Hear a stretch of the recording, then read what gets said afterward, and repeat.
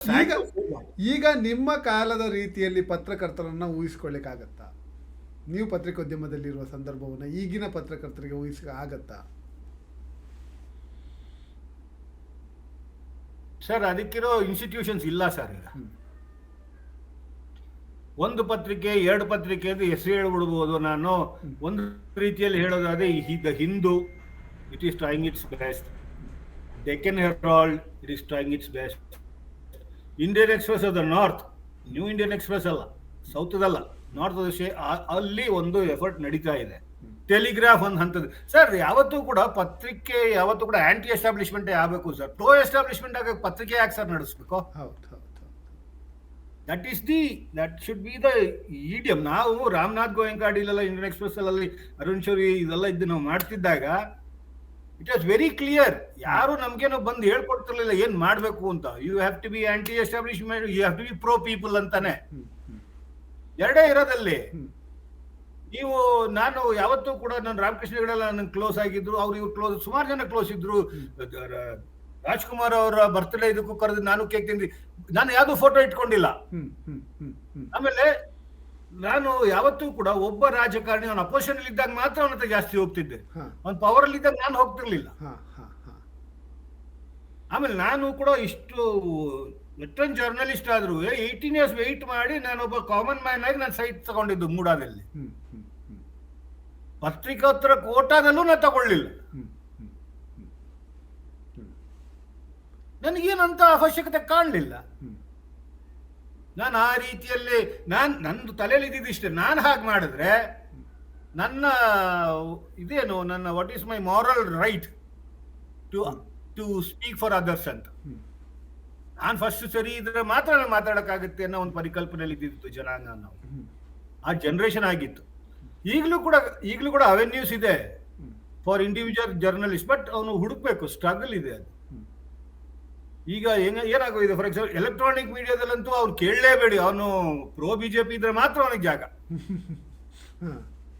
ಇಲ್ಲ. ಅದು ಬಿಜೆಪಿಗೆ ಕ್ರಿಟಿಸೈಸ್ ಮಾಡೋದಲ್ಲ, ಯಾಕಂದ್ರೆ ಓನರ್ಶಿಪ್ ಎಲ್ಲ ಬಿಜೆಪಿ ಆಗ್ಬಿಟ್ಟಿದ್ದಾರೆ. NDTV, ಇಂಡಿಯಾ ಟುಡೇ, ಇದು ಅಂತೆಲ್ಲ ನಾವು ನೋಡ್ತಾ ಇದ್ವಲ್ಲ. ಈಗ ನಾನು ಒಂದು 5 ನಿಮಿಷ 5 ಚಾನೆಲ್ ಸರ್ಫ್ ಮಾಡ್ಬಿಟ್ಮೇಲೆ ನಾನು ಮುಚ್ಚಾಕ್ಬಿಡ್ತೀನಿ ಅದೇ ಟಿವಿನ. ಜಸ್ಟ್ ಸಿನಿಮಾ ನೋಡ್ತೀನಿ ಕೂತ್ಕೊಂಡು. ಈಗ ನ್ಯೂಸ್ ನೋಡೋ ಸಂಖ್ಯೆ ಕಮ್ಮಿ ಆಗಿದೆ ಸರ್. ನ್ಯೂಸ್ ಅಲ್ಲ sir, views. It is a propaganda machinery for a political party ಅನ್ನೋ ರೀತಿಲಿ ಆಗ್ಬಿಟ್ರೆ. ಫಾರ್ ಎಕ್ಸಾಂಪಲ್ ಸರ್, ನೀವೇ ನೋಡಿದಿರಿ ಎಲೆಕ್ಟ್ರಲ್ ಬಾಂಡ್ಸ್ ವಿಷಯದಲ್ಲಿ ಸುಪ್ರೀಂ ಕೋರ್ಟ್ ಆರ್ಡರ್ ಎಷ್ಟು ಮೀಡಿಯಾದಲ್ಲಿ ಬಂತು ಸರ್? ಬರ್ಲಿಲ್ಲ. ಎಷ್ಟು ದೊಡ್ಡ ಸುದ್ದಿ ಆಯ್ತು ಟಿವಿಯಲ್ಲಿ? ಸುದ್ದಿನೇ ಆಗಿಲ್ಲ ಅಂತದೇನು ಆಗಿಲ್ಲ. ಅದಕ್ಕಿಂತ ದೊಡ್ಡ ದುರಂತ ಬೇಕಾ ಸರ್? ದೇಶ ದೊಡ್ಡ ದುರಂತ ಅದು. ಆಮೇಲೆ ಇಡಿ ಮಾಡಿ ಯಾವ ಪೊಲಿಟಿಷಿಯನ್ ಒಳಗಾಗ್ತಾ ಇದಾರೆ, ಅವ್ರ ಇಂಟ್ರಾಗೇಷನ್ ತಗೋತಾರೆ, ಅವ್ರು ಅಕ್ಯೂಸ್ಡ್ ಅಂತಾನೆ ಮಾತಾಡ್ತಾರೆ. ಆಮೇಲೆ ಟಿವಿ ಆಂಕರ್ಗಳು ಈಗ ಸ್ಟಾರ್ಸ್, ಅವ್ರವರೇ ಅವಾರ್ಡ್ಗಳು ತಗೊಳ್ಳೋದು, ಅವ್ರವರೇ ಪ್ರಮೋಟ್ ಮಾಡ್ಕೊಳ್ಳೋದು. ಸರ್, ಇದು US ಅಲ್ಲಿ ಫಾಕ್ಸ್ ನ್ಯೂಸ್ ಅಂತ ಇದೆಯಲ್ಲ, ಫಾಕ್ಸ್ ಟಿವಿ ಇದೆಯಾ, ಪ್ರೋ ರಿಪಬ್ಲಿಕನ್ಸ್. ಇಂಡಿಯಾದಲ್ಲಿ ಇರೋವೆಲ್ಲ ಮಿನಿ ಫಾಕ್ಸ್ ನ್ಯೂಸ್ ಆಗ್ಬಿಟ್ಟವೆ. ಅನ್ಫಾರ್ಚುನೇಟ್, ಅದು ಸತ್ಯ. ಒಪ್ಕೊಳ್ಳೇಬೇಕು ಈ ಸತ್ಯವನ್ನು ನಾವೆಲ್ಲರೂ. ಯಾರು ಒಪ್ಪಿಲ್ಲ ಅಂತಂದ್ರೆ ಸುಮ್ಮನೆ ಬಂದು ಕೂತ್ಕೊಂಡು ನನ್ನ ಜೊತೆ ಅರ್ಧ ಗಂಟೆ ಟಿವಿಲಿ ನೋಡ್ಲಿ ಸರ್. ಅಲ್ಲಿ ಬರೋ ಸುದ್ದಿಗಳಿಗೆ ಅವ್ರು ಹೇಳಿ ನಾನು ಕೇಳೋ ಪ್ರಶ್ನೆ. ಅರ್ಧ ಗಂಟೆ ಟಿವಿ ಮುಂದೆ ಬಂದು ನನ್ನ ಹತ್ರ ಕೂತ್ಕೊಳ್ಳಿ, ಈ ಮಾತುಗಳಿಗೆ ಅರ್ಥವಿದೆಯಾ ಇಲ್ವೋ ಅನ್ನೋದನ್ನ ಅವ್ರು ಹೇಳಿ. Sad, it's a very sad state. ಅದು ಎಲೆಕ್ಷನ್ ನಡೆಯೋ ಇಯರ್ ಅಲ್ಲಿ ಹಿಂಗೆ ಆಗ್ತಾ ಇರೋದು ತುಂಬಾ ಕಷ್ಟ. ಆಮೇಲೆ ನಾನು ಅದೇ ಯೋಚನೆ ಮಾಡ್ತಿದ್ದೆ, ಯಾವಾಗ ಈ ಚೀಫ್ ಜಸ್ಟಿಸ್ ನ ಎಲೆಕ್ಷನ್ ಕಮಿಷನ್ ಇಂದ ಹೊರಗಾಕಿ ಒಬ್ಬ ಕ್ಯಾಬಿನೆಟ್ ಮಿನಿಸ್ಟರ್ನ ಹಾಕಿದ್ರು, ನಾನು ಅನ್ಕೋತಿದ್ದೆ ಇಂಥದ್ದು ಏನಾದ್ರೂ ಒಂದು ಕಾಂಗ್ರೆಸ್ ಕಾಲದಲ್ಲಿ ನಡೆದ್ರೆ ಬಿಜೆಪಿ ಆಗಿದ್ದು ಈಗಿರೋ ಬಿಜೆಪಿಯಲ್ಲಿ ಇರೋ ಜನ ಎಷ್ಟು ಪ್ರೊಟೆಸ್ಟ್ ಮಾಡಿರೋರು ಸರ್, ಅಪೋಸಿಷನ್ ಅಂತ ಹೇಳಿ. ಖಂಡಿತ ನಮ್ಗೆಲ್ಲ ಹೆಂಗೆ ಕೂಗಾಡ್ಸಿರೋರು ಕಾಂಗ್ರೆಸ್ ವಿರುದ್ಧ. ಈಗ ಏನು ಆಗ್ತಾ ಇದೆ. ಆಮೇಲೆ ಇದು ಒಬ್ಬ ರಾಜ್ಯಸಭೆ ಚೇರ್ಮನ್ ಆಗಿ ವೈಸ್ ಪ್ರೆಸಿಡೆಂಟ್ ಅವ್ರು ನಡ್ಕೊಳ್ಳೋ ರೀತಿನ ಸರ್ ಅದು. ಅವ್ರು vice president of India sir. ಅವರು is not vice president for Narendra Modi, please. ಏನ್ ಅಲ್ಲ, ಅದು ನನಗೆ ಅರ್ಥ ಆಗದೆ ಇರೋದು, ಯಾವ ಒಂದು ಈ ಫೈತು ಫಿಯರು ಇಟ್ಕೊಂಡ್ರೆ ಇಷ್ಟೆಲ್ಲ ಮಾಡಕ್ಕಾಗುತ್ತಾ ಅಂತ. ಈ ಧರ್ಮ ಮತ್ತು ಜಾತಿ ರಾಜಕೀಯ ನಮ್ಮ ದೇಶಕ್ಕೆ ಎಷ್ಟು ಒಳ್ಳೆಯದು ಅಂತ? ಕೆಟ್ಟದು ಸರ್. ಸರ್, ಧರ್ಮ ಅನ್ನೋದು ನನ್ನ ಪ್ರಕಾರ ತುಂಬಾನೇ ಪರ್ಸನಲ್ ವಿಷಯ. ಅದು ನಾನು ಯಾವ ದೇವಸ್ಥಾನಕ್ಕೆ ಹೋಗ್ತೀನಿ, ನಾನು ದೇವಸ್ಥಾನಕ್ಕೆ ಹೋಗಲ್ವೋ, ನಾನು ಯಾವ ಹಬ್ಬ ಮಾಡ್ತೀನಿ, ನಾನು ಹಬ್ಬ ಮಾಡಲ್ವೋ, ಇವೆಲ್ಲದಕ್ಕೂ ನಾವು ಹುಟ್ಟಿರುವಂತಹ ಯಾವ್ಯಾವ ಇದರಲ್ಲಿ ಹೋದ್ರು ಎಲ್ಲದರಲ್ಲೂ ಅದಕ್ಕೆ ಅವಕಾಶಗಳಿದೆ. ನಮ್ಗೆ ಯಾರೋ ನಮ್ಮ ಮೇಲೆ ಹೇರಬೇಕು ಅನ್ನೋ ಯಾವ ಒಂದು ಸೈದ್ಧಾಂತಿಕ ಇದು ಇಲ್ಲ. ಇಷ್ಟ ಇದ್ದಂಗೆ ಮಾಡ್ತೀವಿ ನಾವು. ಅದು ಎಸ್ಪೆಷಲಿ ಹಿಂದೂ ವೇ ಆಫ್ ಲೈಫಲ್ಲಿ ಇರೋದೇ ಹಾಗೆ. ಸೊ ಇದನ್ನ ತಗೊಂಡ್ರೆ ನಾವೀಗ ಫಾರ್ ಎಕ್ಸಾಂಪಲ್ ಇದು ಒಂದು ಏನಾಗೋಗಿದೆ, ವ್ಯಾಟಿಕನ್ ಪಾಲಿಟಿಕ್ಸ್ ಅಂದ್ರೆ ಅಬ್ರಹಾಮಿಕ್ ರಿಲಿಜಿಯನ್ಸ್ ಇಂದ ಆಗ್ತಾ ಇರೋ ಪಾಲಿಟಿಕ್ಸ್ ಇಂದ ಇಂಡಿಯಾದಲ್ಲಿ ಇಂಥ ಒಂದು ಸೂಡೋ ಹಿಂದುತ್ವಕ್ಕೆ ಒಂದು ಅವಕಾಶ ಮಾಡಾಗಿದೆ. ಅದು ಅನ್ಫಾರ್ಚುನೇಟ್ಲಿ ಇಟ್ ಈಸ್ ಸೋ. ಈಗ ಜ್ಯೂಸ್ ಇರ್ಬೋದು, ಇಸ್ಲಾಂ ಇರ್ಬೋದು, ಕ್ರಿಸ್ಟಿಯಾನಿಟಿ ಇರ್ಬೋದು, ಅನ್ಫಾರ್ಚುನೇಟ್ ಓದ್ಕೊಂಡು ಹೋದ್ರೆ ಎಲ್ಲ ಓಲ್ಡ್ ಟೆಸ್ಟಮೆಂಟ್ ಇದಕ್ಕೆಲ್ಲ ಹೋಗಿ ಆ ಅಬ್ರಾಹಿಂ ರಿಲಿಜಿಯನ್ಸ್ ಒಂದೊಂದು ನೋಡ್ಕೊಂಡು ಹೋಗಿ ಬಂದು ನಿಂತಿರೋದು ನೋಡಿದ್ರೆ CAA ಅವರ ರಿಜೈಮ್ ಚೇಂಜು, ಕೋಲ್ಡ್ ವಾರು, ಆ ಪುಟಿನ್ಗೆ ಇನ್ನ ಹಳೆ ರಷ್ಯಾ ಆಗಬೇಕು ಅಂತ ಒಂದು ಕಾತರ, ಆ ಚೈನೀಸಿಗೆ ಎಷ್ಟು ಸಿಕ್ಕರು ಸಾಲದು ಅನ್ಕೊಂಡು ಎಕ್ಸ್ಪ್ಯಾನ್ಷನಿಸಮು, ಇದರೊಳಗೆ ಏನಾಗೋಗಿದೆ, ಜನ ಸತ್ತು ಎಕ್ಸ್ಟ್ರೀಮಿಸಮು, ಅಫ್ಘಾನಿಸ್ತಾನು, ಇರಾನ್ ಎಲ್ಲವನ್ನು ಕೆಡಿಸಿಟ್ಟು ಅಲ್ಲಿಂದೊಂದು ಎಕ್ಸ್ಟ್ರೀಮಿಸಮ್ ಬಂದು ಅದು ಗ್ಲೋಬಲ್ ವರ್ಲ್ಡ್ ವೈಡ್ ವೆಬ್ ಇದ್ದಂಗೆ ವರ್ಲ್ಡ್ ವೈಡ್ ಎಕ್ಸ್ಟ್ರೀಮಿಸಮು ಒಂದು ಡಿಹ್ಯೂಮನೈಸಿಂಗ್ ಸಿಚುವೇಶನ್ ಬಂದು ನಿಂತಿರೋ ಹಿನ್ನೆಲೆಯಲ್ಲಿ ಇಂಡಿಯಾದಲ್ಲಿ ಈ ತರ ಒಂದು ರಿಲಿಜಿಯಸ್ ಸೆಂಟ್ರಿಕ್ ಪಾಲಿಟಿಕ್ಸ್ ಬರ್ಲಿಕ್ಕೆ ಅವಕಾಶ ಆಯಿತು. It become easier to spread hate politics.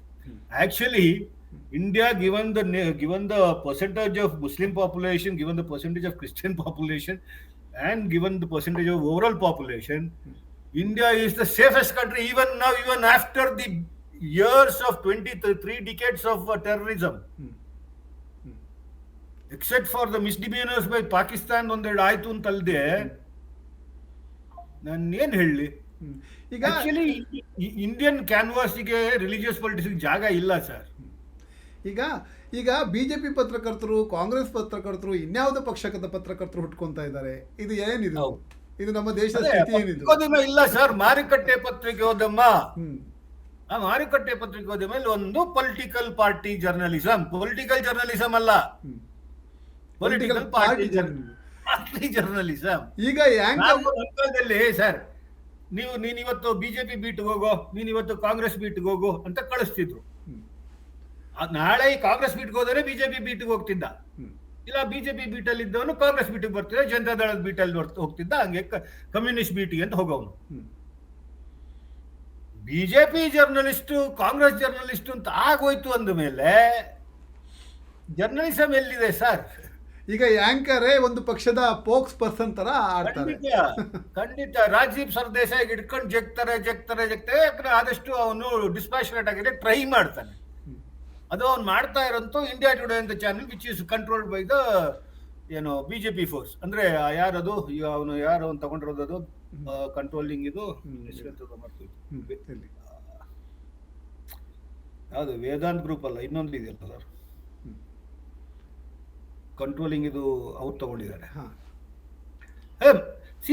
ನೀವು ನಾನು ತುಂಬಾ ಹಿಂದೆ ಒಂದು ವಿಡಿಯೋ ಕ್ಲಿಪ್ ನೋಡಿದ್ದೆ. ಮೋದಿ ಅವರು ಮಾತಾಡ್ತಾ ಇರುವಂಥದ್ದು ಒಬ್ಬ ಜರ್ನಲಿಸ್ಟ್ ಜೊತೆಗೆ ಮಾತಾಡ್ತಾ ಮಾತಾಡ್ತಾರೆ. ನೀವು ಹಿಂಗೆ ಕೇಳ್ತಾ ಇದ್ದೀರಲ್ಲ, ನಿಮ್ಮನ್ನ ಮಾತ್ರ ಕಂಟ್ರೋಲ್ ಮಾಡೋದು ಹೇಗೆ ಅಂತ ನನಗಿನ್ನೂ ಗೊತ್ತಾಗಿಲ್ಲ, ನಾನು ಮಾಡ್ತೀನಿ ಮಾಡಿ ತೋರಿಸ್ತಾ ಇದ್ದಾರೆ. ಮ್ಯಾನೇಜ್ಮೆಂಟ್ಗೆ ಕೈ ಯಾಕೆ ತೋರಿಸ್ತಾ ಇದ್ದಾರೆ ಅಷ್ಟೇ. ಹೇಳಿದಾರೆ ಅವರು ಕಂಟ್ರೋಲ್ ಮಾಡ್ಬೇಕು, ನಾನು ಅದನ್ನ ನೋಡ್ತಾ ಇದ್ದೀನಿ ಅಂತ ಈಸಿಯಾಗಿ ಮಾಡಿದ್ರು. ಅವ್ರಂದ್ರು ಇವ್ರುಗಳ ಬಾಯಿ ಮುಚ್ಚಕ್ಕೆ management take control of it. Sir all said and done, Shah ಅವರು ಮತ್ತೆ ಮೋದಿ ಅವರು ಗುಜರಾತಿಗಳು ಸರ್. ಅವರಿಗೆ ಬಿಸ್ನೆಸ್ ಅನ್ನೋದು it is there in their blood. So ಆ ಬಿಸ್ನೆಸ್ ಸೆನ್ಸ್ ಎಲ್ಲ ಅವ್ರು ಮಾಡಿದ್ದಾರೆ. ಅದಕ್ಕೆ ಈಗ ನಾವು ಹಿಂಗೆಲ್ಲ ನಾವು ಕಾಣ್ತಾ ಇರುವಂಥದ್ದು ದುರಂತ ಇದು. ಆಕ್ಚುಲಿ ಒಬ್ಬ ಬಿಜೆಪಿ ಜರ್ನಲಿಸ್ಟ್ ಅನ್ನೋದು ಸರ್ ಇನ್ನೇನು ಬಿಡ, ಅವ್ರು ಏನಾರಾಗೋಲಿ. ಎಲೆಕ್ಟೋರಲ್ ಬಾಂಡ್ಸ್ ಕವರೇಜ್ ಏನ್ sir? Simple state of affairs. ಯಾಕೆ ಎಲೆಕ್ಟ್ರಲ್ ಬಾಂಡ್ಸ್ ಅಷ್ಟು ಸದ್ದು ಮಾಡಲೇ ಇಲ್ಲ? ಮಾಡಲ್ಲ ಸರ್, ಜರ್ನಲಿಸಂ ಇಲ್ಲ ಸರ್. ಎಲೆಕ್ಟ್ರಾನಿಕ್ ಮೀಡಿಯಾದಲ್ಲಿ ಜರ್ನಲಿಸಂ ಸತ್ತೋಗಿದೆ ಸರ್. ಅದಕ್ಕಿಂತ ಹೆಚ್ಚು ಹೇಳ್ತೀನಿ ಪ್ರಶಾಂತ್ರೆ, ಎಷ್ಟು ಕುಟ್ ಪ್ರೋಕೋ ಬಂತು ನೋಡಿ. ಕಂಪನಿಗಳು ಕೆಲಸ ಮಾಡಿದ್ರೆ ದುಡ್ಡು ಕೊಟ್ಟವ್ರಿಗೆ ಹೆಂಗ್ ಕೆಲಸ ಕೊಟ್ಟಿದೆ ಎಲ್ಲ ಬಂತು. ಎಲ್ಲಿ ಮೇನ್ ಸ್ಟ್ರೀಮ್ ಮೀಡಿಯಾದಲ್ಲಿ ಎಲ್ಲಿ ಅದು ಕ್ಯಾಂಪೇನ್ ಆಗಿದೆ? ಇಲ್ಲ, ಆಗಿಲ್ಲ.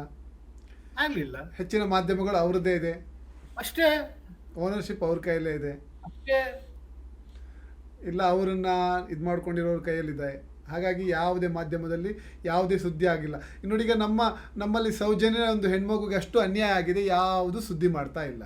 ಸರ್, ಇದು ಅಗೇನ್ ಸೌಜನ್ಯನ ಕೇಸಲ್ಲಿ ಒಂದು ಸಿಬಿಐ ಕೋರ್ಟೇ ಹೇಳಿದ ಮೇಲೆ ಅದಕ್ಕೆ ಒಂದು ಸೋಷಿಯಲ್ ಟ್ರಾಕ್ಷನ್ ಸಿಗದಿರುವಂತ ರೀತಿಯಲ್ಲಿ ನಮ್ಮ ಪತ್ರಿಕೋದ್ಯಮ ಧರ್ಮ ನಿಂತಿದೆ ಅಂದ್ರೆ ನಾನು ತಲೆ ತಗ್ಗಿಸ್ಬೇಕಷ್ಟೆ. ನನಗೆ ಯಾರು ದೊಡ್ಡವರಾಗಿರ್ಲಿಲ್ಲ, ಜರ್ನಲಿಸ್ಟ್ ಆಗಿದ್ದಾಗ ಯಾರೂ ಚಿಕ್ಕವರಾಗಿರ್ಲಿಲ್ಲ ಸರ್. ಈಗಲೂ ಅಷ್ಟೇ, ಯಾರ ಮೇಲೂ ದುರುದ್ದೇಶ ಇಟ್ಕೊಂಡು ನಾನೇನು ಈ ಕೇಸ್ಗಳ ಬಗ್ಗೆ ಮಾತಾಡ್ತಾ ಇಲ್ಲ. ಈಗ ನಾನು ಮೋದಿಯನ್ನು ಪ್ರಶ್ನೆ ಮಾಡ್ತಾ ಇದ್ದೀನಿ ಅಂತ ಎಂಟ್ಕೊಳ್ಳಿ, ನಾನೊಬ್ಬ ಸಣ್ಣ ಪತ್ರಕರ್ತ. ನಾನು ಮೋದಿಯನ್ನು ಪ್ರಶ್ನೆ ಮಾಡುವಷ್ಟು ಶಕ್ತಿ ಇರ್ತದ ನನಗೆ? ಮೋದಿ ನಮ್ಮ ಎದುರು ದೊಡ್ಡವರು ಆಗ್ತಾರಾ ಒಬ್ಬ ಪತ್ರಕರ್ತ? ಈಗ ನೀವು ಫಿಯರ್ ಅನ್ನೋ ಒಂದು ಕಾನ್ಸೆಪ್ಟ್ ಅವರು ಕಲಬುರ್ಗಿ ಮತ್ತು ಗೌರಿ ಲಂಕೇಶ್ ಇದರಲ್ಲಿ ಅವ್ರು ತಂದಿದ್ದೆ ಫಿಯರ್ ನ ಇನ್ಸ್ಟಿಲ್ ಮಾಡಿದ್ದು. We can physically attack and finish you off. ಅವ್ರಿಗೆ ಏನು ಬೇಕು ಅಂದ್ರೆ ಚಾಣಕ್ಯ ನೀತಿ ಅಂತ ಹೇಳ್ಬಿಡ್ತಾರೆ. ಚಾಣಕ್ಯ ನೀತಿ ಅಂದ್ರೆ physical, it's also okay for ಸೈದ್ಧಾಂತಿಕಕ್ಕೆ, ಪೊಲಿಟಿಕ್ಸ್ಗೆ ಅಂತ ಹೇಳಿ. ಸೊ ಆ ಒಂದು ಫಿಯರ್ ಅನ್ನುವ ಒಂದು ಕಾನ್ಸೆಪ್ಟ್ ಅನ್ನ ನೀವು ಎದುರಿಸ್ಕೊಂಡು ನಿಂತ್ಕೋಬೇಕು first. See, there is nothing safe. With Modi or without Modi, ಅದನ್ನೇ ಹಿಡ್ಕೋಬೇಕು. there is nothing safe with Modi or without Modi. But ನಾವೇನ್ ಮಾಡ್ಬೇಕು, ಸತ್ಯದಲ್ಲಿ ಧರ್ಮದಲ್ಲಿ ಇರ್ಬೇಕು. ಅವಕಾಶಗಳು ಕಮ್ಮಿ ಇದೆ, ನಾವು ಅವಕಾಶಗಳು ಹುಡ್ಕೊಂಡು ಹೋಗ್ಬೇಕು, ಮಾಡ್ಕೊಂಡು ಹೋಗ್ಬೇಕಾಗುತ್ತೆ. ಕೇವಲ ವಿರೋಧ ಪಕ್ಷವನ್ನೇ ಪ್ರಶ್ನೆ ಮಾಡೋದು ಪತ್ರಕರ್ತರ ಕೆಲಸವ? ಕೇವಲ ಬಹಳಷ್ಟು ಪ್ರಶ್ನೆ ಕೇಳ್ತಾ ಇದೆ, ಆದ್ರೆ ಆಗ್ತಾ ಇರೋದನ್ನೇ ಕೇಳ್ತಾ ಇದ್ದೀನಿ. ಅದು ನಡೀತಾ ಇರೋಂತ ಅದೇ ಅಲ್ಲ, ಅದಕ್ಕೆ ಹೆಂಗ್ ಉತ್ತರ ಕೊಡ್ಲಿ? ಎಲ್ಲಾ ಪಕ್ಷದವ್ರನ್ನು ಪ್ರಶ್ನೆ ಮಾಡಬೇಕು. ಆದ್ರೆ 70%, 80% you should always question those in power. ಯಾರು ರೂಲಿಂಗ್ ಅಲ್ಲಿ ಇದ್ದಾರೆ, ಯಾರ ಕೈಲಿ ಅಧಿಕಾರ ಇದೆ, ಯಾರಿಂದ ತಪ್ಪುಗಳಾಗೋ ಸಾಧ್ಯತೆ ಇದೆ, ಅದಕ್ಕೆ ಕಡಿವಾಣ ಹಾಕೊಂಡು ತಪ್ಪುಗಳಾಗಿರೋದನ್ನ ಹೊರಗೆ ತೆಗೆದು ಬಹಿರಂಗಪಡಿಸಿ ದೇಶವಾದ ಒಂದು ಪ್ರಜಾಪ್ರಭುತ್ವ ಶುದ್ಧ ರೀತಿಯಲ್ಲಿ ಸತ್ಯದ ದಾರಿಯಲ್ಲಿ ನಡ್ಕೊಂಡು ಹೋಗುವಂತ ರೀತಿಯಲ್ಲಿ ಮಾಡುವಂಥದ್ದು ಪತ್ರಿಕೋದ್ಯಮ ಧರ್ಮ. ಅಪೋಸಿಷನ್ ಪಾರ್ಟಿಯಲ್ಲಿ ಇದ್ದವ್ರನ್ನ ನೀವು ಹೆಂಗ್ ಬೇಕಾದ್ರು ರಿಫಾರ್ಮ್ ಮಾಡಕ್ಕೆ ಅಂತ ಟ್ರೈ ಮಾಡಿ. But what is common man ಈಗ ಏನ್ ಸರ್? ಅನ್ಎಂಪ್ಲಾಯ್ಮೆಂಟ್, ಹುಚ್ಚ ತರದ ಅನ್ಎಂಪ್ಲಾಯ್ಮೆಂಟ್ ಇದೆ. ಇವತ್ತು ಹಿಂದೂವಲ್ಲಿ ಲೀಡಲ್ಲಿ ನೋಡ್ತಿದ್ದೆ ನಾನು ಪತ್ರಿಕೆ, ಡೆಟ್ ಇದು ಪರ್ ಕ್ಯಾಪಿಟಲ್ ಡೆಟ್ ಏರಕ್ಕೆ ಹೋಗ್ತಾ ಇದೆ, ಸೇವಿಂಗ್ಸ್ ಕಮ್ಮಿಗೆ ಬಂದು ನಿಂತಿದೆ. ಎಲ್ಲಿ ಸರ್ ಮೀಡಿಯಾ? ಎಲ್ಲಿ ಕೇಳ್ತಾರೆ? ಆಮೇಲೆ ಇದು ಆಯುಷ್ಮಾನ್ ಭಾರತ್, ಅದು ಅಂತೂ ದೊಡ್ಡ ಸರ್. ಎಲ್ಲಿ ಸರ್ ಹೆಲ್ತ್? ಆಮೇಲೆ ಜನಕ್ಕೆ ಈ ಮೀಡಿಯಾನ ಮಿಸ್ಯೂಸ್ ಮಾಡುವಂತ ರೀತಿಯಲ್ಲಿ ಟೂಲ್ ಆಫ್ ಪಬ್ಲಿಸಿಟಿಯಾಗಿ ಯೂಸ್ ಮಾಡೋದ್ರಲ್ಲಿ ಬಿಜೆಪಿ ಅವರು ತುಂಬಾ ಗೆದ್ದಿದ್ದಾರೆ. ಅವರು ದೇ ಆರ್ ದ ಅರ್ಲಿಯೆಸ್ಟ್. ಅದನ್ನ ಶುರು ಮಾಡಿ ಅದನ್ನ ಲಿವರೇಜ್ ಮಾಡಿಕೊಂಡು ಡಿಸ್ಇನ್ಫಾರ್ಮೇಶನ್, ಮಿಸ್ಇನ್ಫಾರ್ಮೇಶನ್, ಟ್ರೋಲಿಂಗ್, ಗೀಲಿಂಗ್ ಎಲ್ಲಾನು ಈಗೆಲ್ಲ ಸ್ವಲ್ಪ ಕಮ್ಮಿ ಆಗಿದೆ ಟ್ರೋಲಿಂಗ್, ಗೀಲಿಂಗ್, ಬಟ್ ಮಾಡ್ಕೊಂಡು ಬಂದಿದ್ದಾರೆ. ಅವರು ಎಲ್ಲಾ ಮನೆಯಲ್ಲೂ ಲೈಟ್ ಕೊಟ್ಟಿದೀವಿ ಅಂತಂದ್ರೆ ಇಂಡಿಯಾದಲ್ಲಿ ನಂಬೋರು ಯಾರು? ಅವರನ್ನ ನಂಬಿ ವೋಟ್ ಮಾಡೋರು ಸಿಟಿಯಲ್ಲಿರೋರು. ಅವ್ರು ಹೇಳ್ತಾ ಇರೋದು ಏನಕ್ಕೆ? ಈಗ ಫಾರ್ ಎಕ್ಸಾಂಪಲ್ ಅದೊಂದು ಐಲ್ಯಾಂಡ್ ಬಗ್ಗೆ ತಮಿಳ್ನಾಡಲ್ಲಿ ಹೇಳಿದ್ರು. RTI ರಿಪ್ಲೈಗೆ ಅವ್ರು ಹೇಳಿದ್ರು ಇಂಟರ್ನ್ಯಾಷನಲ್ ವಾಟರ್ಸ್ ಅಲ್ಲಿ ಇರೋ ಐಲ್ಯಾಂಡ್ ಅದು ಅಂತ. ನಾನು ಮೊನ್ನೆ ತಮಿಳ್ನಾಡಿಗೆಲ್ಲ ಓಟ್ ಬಂದಾಗ ಅಲ್ಲಿ ಇಲ್ವೇ ಇಲ್ಲ ಬಿಜೆಪಿ, ಆದ್ರೆ ಅಲ್ಲೂ ಇದೆ ಅಂತ ಹೇಳಿ ಮಾಡಿ ಇಲ್ಲಿಂದ ಓಟ್ ತಗೊಳ್ಳುವಂತ ಒಂದು ಬೇರೆ ಕಡೆಯಲ್ಲಿ ಒಂದು ಪರಿಣಾಮಕಾರ ಆಗಿ ಇರ್ಲಿ ಅನ್ಕೊಂಡು ಅಣ್ಣಾಮಲೈ ಇವ್ರು ಅವ್ರಿಗೆಲ್ಲ ಸ್ಪೇಸ್ ಕೊಡ್ತಾ ಇರೋರು ಯಾರು? ಡಿಸ್ಪ್ರಪೋರ್ಷನೇಟ್ ಆಗಿ ಸ್ಪೇಸ್ ಕೊಡ್ತಾರೆ. ನಾ ಸ್ಪೇಸ್ ಕೊಡಬಾರ್ದು ಅಂತ ಹೇಳಿದ, ಡಿಸ್ಪ್ರಪೋರ್ಷನೇಟ್ ಆಗಿ ಅವನು ಪ್ರೊಜೆಕ್ಷನ್ಸ್ ಮಾಡ್ತಾ ಇರುವಂತದ್ದು ಎಲೆಕ್ಟ್ರಾನಿಕ್ ಮೀಡಿಯಾ. ಇಲ್ಲ, ಅಣ್ಣಾಮಲೈ ತಮಿಳುನಾಡಿನ ರಾಜಕೀಯಕ್ಕೆ ಸಂಬಂಧಪಟ್ಟ ವ್ಯಕ್ತಿ. ಕರ್ನಾಟಕದಲ್ಲಿ ಯಾಕೆ ಪ್ರಚಾರ ಕೊಡ್ತಾರೆ ಅವರಿಗೆ? ಸರ್, ಅವ್ರಿಗೆ ಅಣ್ಣಾಮಲೈ ತಮಿಳ್ನಾಡಲ್ಲಿ ಅವ್ನಿಗೆ ಇಲ್ವಲ್ಲ ಏನುವೆ. ತಮಿಳ್ನಾಡಲ್ಲಿ ಇದೇನು ತೋರಿಸಿ ಕರ್ನಾಟಕದಲ್ಲಿ ಬೇಳೆ ಬೇಯಿಸ್ಬೇಕಲ್ಲ sir. It's a question of just politicking ಅಷ್ಟೇ. ಅಲ್ಲ, ಜಸ್ಟ್ ಏನೋ ಭಯಂಕರವಾದ ಕೆಲಸವನ್ನ ತಮಿಳುನಾಡಿನಲ್ಲಿ ಮಾಡ್ತಾ ಇದ್ದಾರೆ ಅನ್ನುವಂಥ ಸುದ್ದಿ ಹೋಗಿ ಬನ್ನಿ ಬರ್ತಾ ಇದೆ. ಒಮ್ಮೆ ಹೋಗಿ ಬಂದ್ರೆ ಗೊತ್ತಾಗುತ್ತಲ್ಲ.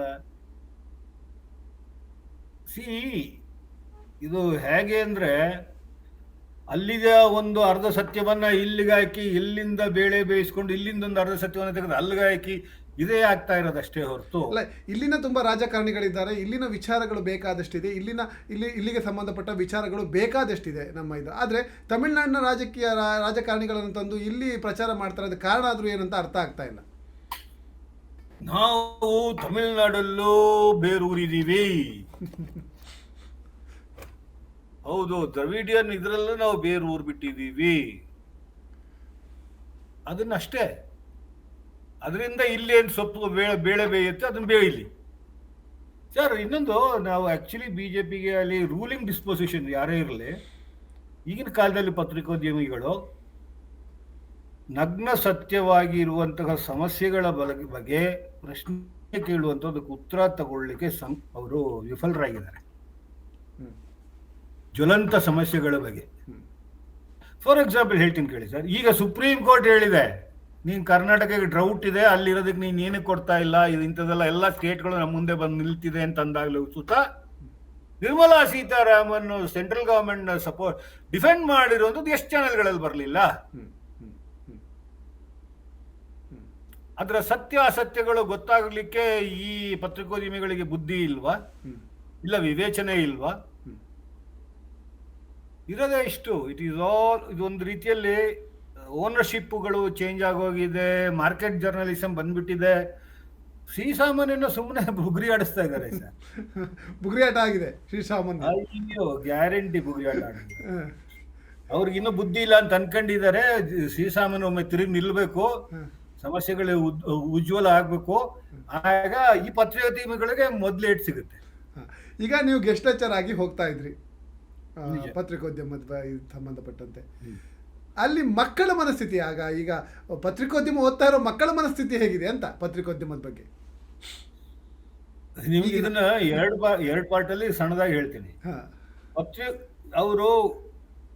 ಅವ್ರಿಗೆ ನಾವೆಲ್ಲ ಹೇಳಿ ಬರ್ತೀವಲ್ಲ, ಹಿಂಗಿದೆ, ನಾವು ನಗ್ನವಾಗಿ ಅವ್ರ ಜೊತೆ ಎಲ್ಲ ಮಾತಾಡ್ತೀವಿ. ಸಾಕಷ್ಟು ಜನ ಅವರು ಇನ್ನೂ ಅನ್ಎಂಪ್ಲಾಯ್ಡ್ ಗ್ರಾಜ್ಯುಯೇಟ್ ಆಗ್ತಾ ಇರುವಂತ ಸ್ಥಿತಿಯಲ್ಲಿ ಫೈರ್ ಇರುತ್ತೆ. ಅವರೆಲ್ಲ ಮೂಲವಾಗಿ ಏನು ಕೆಟ್ಟಿಲ್ಲ, ಮೂಲವಾಗಿ ಏನು ಅಲ್ಲಿಂದ ಏನು ಅಲ್ಲೇ ದ ಬಿಗ್ಗೆಸ್ಟ್ ಕರಪ್ಷನ್ ಆಗಿರೋದು ಪ್ರೊಫೆಸರ್ ಗಿರಿಗಳಲ್ಲಿ, ಮಕ್ಕಳ ಗಿರಿಗಳಲ್ಲ, ಯೂನಿವರ್ಸಿಟಿಗಳಲ್ಲಿ. ಪ್ರೊಫೆಸರ್ ಗಿರಿಗಳಲ್ಲಿ, ಯೂನಿವರ್ಸಿಟಿ ಕಾರ್ಯಾಲಯಗಳಲ್ಲಿ ಆಗಿರುವಂತಹ ಕರಪ್ಷನ್ ಮತ್ತೆ ಅದಕ್ಕೆ ಕೇಳದೆ ಇರುವಂತದ್ದು ವಾಸಿ. ಮಕ್ಕಳೆಲ್ಲ ಆಗಿಲ್ಲ. ಕರಪ್ಷನ್ ಆಗಿರುವಂತಹ, ನಾನು ಮಧ್ಯದಲ್ಲಿ ಮಾತಾಡ್ತೀನಿ. ಈಗ ಹೇಗೆ ಪತ್ರಕರ್ತರಾಗಿದ್ದಾರೆ, ಬಿಜೆಪಿ ಲೆಕ್ಚರರ್ಸು, ಕಾಂಗ್ರೆಸ್ ಲೆಕ್ಚರರ್ಸು, ಇನ್ಯಾವುದೋ ಪಕ್ಷದ ಲೆಕ್ಚರರ್ಸ್ ಆಗಿದ್ದಾರೆ ಹೇಗೆ? ಇಲ್ಲ, ಕಾಂಗ್ರೆಸ್ ಲೆಕ್ಚರರ್ಸ್ ಅಂತ ಇಲ್ಲ ಸರ್. ಈಗೆಲ್ಲ ಅವರೆಲ್ಲ ಲಕ್ಷಗಟ್ಟಲೆ ತಗೊಳ್ಳೋ UGC ತಗೊಳ್ಳೋ ಅಲ್ಲಿ ಟೀಚರ್ಗಳಿಗೆ ಅವರೆಲ್ಲ ಬಿಜೆಪಿ. ಹೌದು ಸರ್, ಹೊಟ್ಟೆ ತುಂಬಿದವ್ರಿಗೆ ಒಂಥರ ಫ್ಯಾಷನಬಲ್ ಆಗ್ಬಿಟ್ಟಿದೆ. It is A fashionable thing. ಎರಡನೇದು, ಗವರ್ನರ್ ಆಫೀಸ್ಗಳು ಯಾವ ರೀತಿ ಆಗ್ಬಿಟ್ಟಿದೆ ಅಂತಂದ್ರೆ ಯಾವನೂ ಮಾತಾಡೋಕೆ ಧೈರ್ಯ ಇಲ್ಲ, ಧೈರ್ಯ ಇರೋದು ತುಂಬಾ ಕಮ್ಮಿ. ಯೂನಿವರ್ಸಿಟಿಗಳಲ್ಲಿ ಸ್ಟೂಡೆಂಟ್ಸ್ ಮೂವ್ಮೆಂಟ್ ಇರ್ತಿತ್ತು, ಅಲ್ಲಿಂದ ಒಂದು ಹೊಸ ಜನರೇಷನ್ ಕನ್ನಡಿ ಸಿಕ್ತಿತ್ತು ಅನ್ನೋ ಕಾಲ ಅಲ್ಲ. ಅವರು JNU ಮಾಡಿದ್ ನೋಡಿದೇನೆ ಒಂದಷ್ಟು ಏನೋ ಮಾತಾಡದೇ ಇರೋದು ವಾಸಿ ಅನ್ನೋ ರೀತಿಯಲ್ಲಿ ಬೇಕಾದಷ್ಟು ಪ್ರೊಫೆಸರ್ಸ್ ಆಗ್ಬಿಟ್ಟಿದ್ದಾರೆ. JNUನ ಅವರ ಅಲ್ಲಿ ನಡೆಸಿದ ಹಿನ್ನೆಲೆಯಲ್ಲೇನೆ ಸಾಕಷ್ಟು ಜನ ಸೈಲೆಂಟ್ ಆಗಿದ್ದಾರೆ. ಒಂದು. ಎರಡನೇದು, ಹೊರಗೆ ಬಂದಾಗ ಅವ್ರಗಳಿಗೆ ಈಗಿರೋ ಇದೇನಂದ್ರೆ, ಈ ಯಂಗರ್ ಜನರೇಷನ್ ಜರ್ನಲಿಸ್ಟ್ಗಳಿಗೆ ಅವಕಾಶಗಳು ಕಮ್ಮಿ ಇದೆ. ಅವರಾಗೆ ಮಾಡ್ಕೊಂಡು ಹೋಗುವಂತ, ಅವರಲ್ಲಿ ಸಾಕಷ್ಟು ಇದು ಮಾಡೋ ಅವಶ್ಯಕತೆಗಳಿದೆ. ಆಮೇಲೆ ಅವ್ರಿಗೆ ಟೀಚ್ ಮಾಡ್ತಾ ಇರೋಂಥ ಜರ್ನಲಿಸಮ್ಗೂ ನಾ ಹೇಳೋದಲ್ಲ, ಫ್ಯಾಷನ್ ಜರ್ನಲಿಸಮು ಈ ತರ ಅಂತೆಲ್ಲ ಹೇಳಿ ಒಂಥರ ಪಲ್ಪ್ ಜರ್ನಲಿಸಮ್ ಹೇಳ್ಕೊಡೋದು. ಫ್ಯಾಷನ್ ಜರ್ನಲಿಸಮ್ ಅಂದ್ರೆ ಅರ್ಥ ಏನು ಈಗ ಬಿಡಿಸಿ ಹೇಳ್ಬೋದು ಒಂದು ಸ್ವಲ್ಪ? ಹಿರಿಯ ಪತ್ರಕರ್ತರಾಗಿರ್ತಕ್ಕಂಥ ಕಮಲ್ ಗೋಪಿನಾಥ್ ಅವರ ಮಾತುಗಳನ್ನ ಕೇಳ್ತಾ ಇದ್ರಿ ಎರಡನೇ ಭಾಗದಲ್ಲಿ. ಈ ಮೂರನೇ ಭಾಗ ಇನ್ನೇನು ಇದಾದ ನಂತರ ಈ ಪೂರ್ತಿ ವಿಡಿಯೋವನ್ನು ವೀಕ್ಷಿಸಿ ಮೂರನೇ ಭಾಗ ಮತ್ತೆ ಬರ್ತದೆ. ಅದರಲ್ಲಿ ಪತ್ರಿಕೋದ್ಯಮ ಹಾಳಾಗ್ತಾ ಇರೋದ್ರಿಂದ ಪ್ರಭುತ್ವಕ್ಕೆ ಧಕ್ಕೆ ಬರ್ತಾ ಇದೆ ಅನ್ನುವಂಥ ವಿಚಾರವನ್ನು ಹೇಳಿದ್ದಾರೆ. ಅಲ್ಲಿ ಕೆಲವೊಂದು ಇನ್ನೂ ಸಾಕಷ್ಟು ಒಳ್ಳೆಯ ವಿಚಾರಗಳನ್ನು ಹೇಳಿದ್ದಾರೆ. 3ನೇ ಭಾಗವನ್ನು 2ನೇ ಭಾಗದ ಆದ ನಂತರ 3ನೇ ಭಾಗ ಬರಲಿಕ್ಕಿದೆ, ಅದನ್ನು ಸಹ ವೀಕ್ಷಿಸಬೇಕಂತ ನಮ್ಮೆಲ್ಲ ವೀಕ್ಷಕರಲ್ಲಿ ಪ್ರೀತಿಪೂರ್ವಕವಾಗಿ ಕೇಳಿಕೊಳ್ತಾ ಇದ್ದೀನಿ. ನಮ್ಮ ಚಾನಲ್ನ ಸಬ್ಸ್ಕ್ರೈಬ್ ಮಾಡಿ, ಶೇರ್ ಮಾಡಿ, ಲೈಕ್ ಮಾಡಿ ಅಂತ ಹೇಳ್ತಾ ಕಮೆಂಟ್ ಬಾಕ್ಸ್ನಲ್ಲಿ ನಿಮ್ಮ ಅಭಿಪ್ರಾಯವನ್ನು ತಿಳಿಸಬೇಕಾಗಿ ನಿಮ್ಮೆಲ್ಲರಲ್ಲಿ ಪ್ರೀತಿಪೂರ್ವಕವಾಗಿ ಕೇಳ್ಕೊಳ್ತಾ ಇದ್ದೀನಿ. ನಮಸ್ತೆ ಸ್ನೇಹಿತರೆ.